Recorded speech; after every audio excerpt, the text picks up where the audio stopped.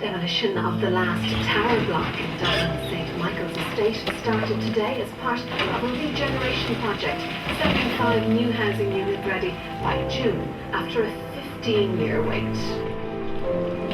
Reminder! Arms! Arms!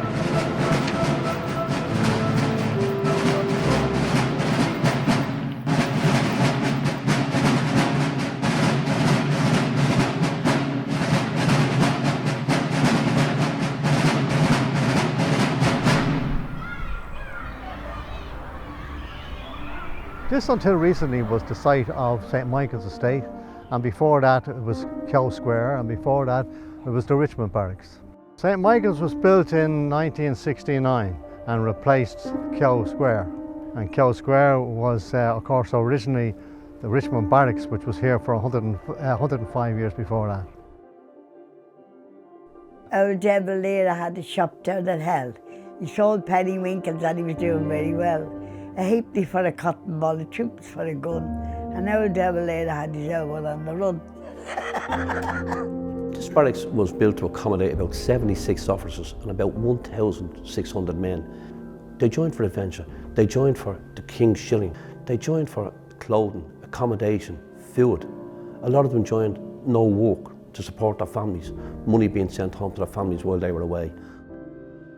You know, my father and Philip, his brother, were both arrested.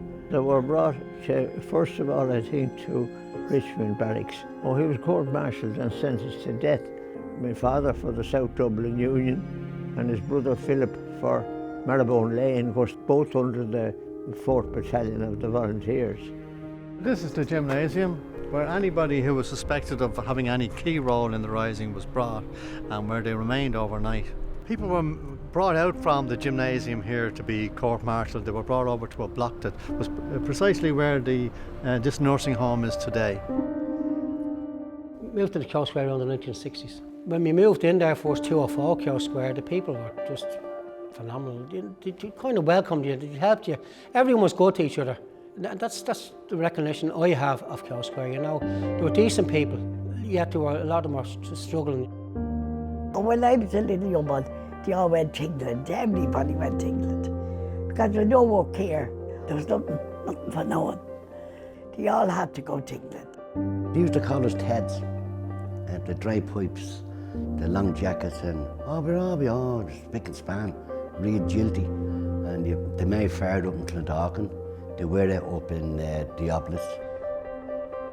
And there were two 4-storey blocks here, Block 6 and Block 7. Block 7 is where I lived in the 80s, you know, the 3rd floor. And a good and bad memories, you know.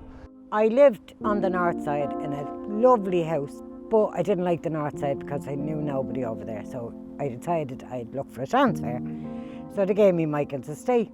Well, I lived in Block 2 and I had a 3-bedroom, 2 big bedrooms, 1 small one, big sitting room, kitchen, bathroom. Beautiful flat, but the people in it were brilliant, lovely people. Couldn't say a bad word about Michael's Estate.